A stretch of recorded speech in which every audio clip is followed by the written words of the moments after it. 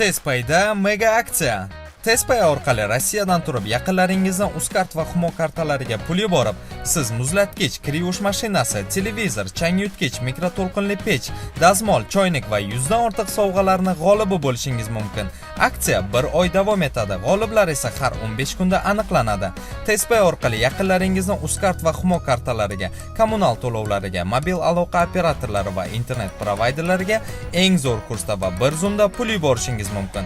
Tezpay ilovasini Play Market va App Store'dan yuklab oling va yaqinlaringizni quvontiring. Vyacheslav Volodin O'zbekistonni AQSh bilan hamkorlik qilishning oqibatlaridan ogohlantirdi. Rossiya Davlat Dumasi raisi Vyacheslav Volodin O'zbekistonga kelib 28 noyabr kuni Prezident Shavkat Mirziyoyev, Senat raisi Tanzila Norboyeva va Qonunchilik palatasi spikeri Nurdinjon Ismoilov bilan uchrashuvlar o'tkazdi. 28 noyabr kuni Duma rasmiy saytida Volodinning O'zbekistonga safariga doir rasmiy bayonoti e'lon qilindi. Bayonot AQShga qarshi ayblovlardan iborat. Vyacheslav Volodinning fikricha, O'zbekiston AQSh bilan hamkorlikning ehtimoliy oqibatlariga baho berishda Yevropaning Amerika bilan hamkorligi natijalaridan saboq chiqarishi kerak. Bu yerdagi odamlar donishmand, aqlli, bu xabarlar nimaga olib kelishini tushunishadi, degan u AQSh vakillarining Markaziy Osiyoga tez-tez kelib turishiga izoh berarkan.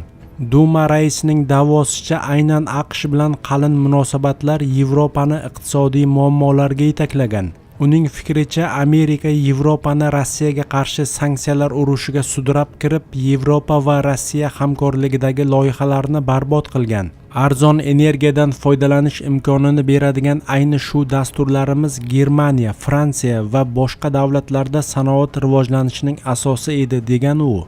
Volodin o'z so'zida aynan rus energiya resurslari yevropaliklar farovonligining asosi bo'lgani, AQSh esa bu resurslarning Yevropaga yetib kelishini to'xtatib qo'yishni istagani, bu orqali Amerika Yevropaga o'zining qimmat resurslarini sotishga erishganini iddao qilgan.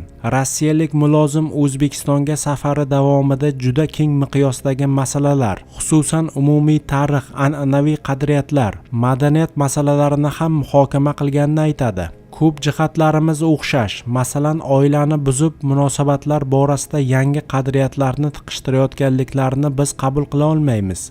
Amerikaliklar qo'y terisini yopinib kelishadi, lekin bo'rining irjayishi ko'rinib turadi. Shuning uchun kim kelgani hammaga tushunarli bo'ladi, degan Vyacheslav Volodin.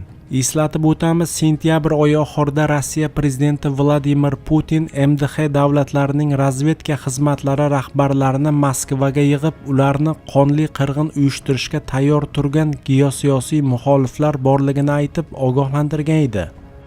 Tajimuratovni yelkasida ko'tarib borgan shaxs sudda uni firibgar deb atadi. Buxoro viloyati sudida Nukus voqealarida ayblanayotganlar sudi davom etmoqda. Sudning 2-kunida so'z olgan ayblanuvchi Azamat Turdanov Davlatmurod Tajimuratovni jinoyatchi va firibgar deb atadi. Turdanovning sudda aytishicha, 2022-yilning 1-iyul kuni Davlatmurod Tajimuratov Azamat Turdanovga telefon orqali SMS xabarnoma yozib, u haqida internetda video tarqatishini, xafa bo'lmasligi kerakligini bildirgan. Bunga javoban Azamat Turdanov shoshmay tur, hozir turgan joyingga boraman degan.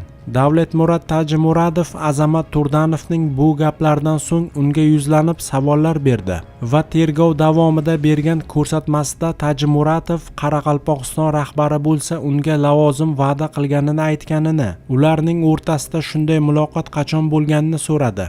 Azamat Turdanov 2022-yilning 1-2-iyul kunlari Nukus shahridagi ommaviy tartibsizliklarda sportchilarning ishtirok etishini ta'minlagan va Davlatmurod Tajimuratovni yelkasiga o'tkazib, Jo'qorg'i Kengesni egallash maqsadida olib borgan. Sudlanuvchining aytishicha, u bu ishni o'zi xohlab amalga oshirgan. Uni bunga hech kim majburlamagan.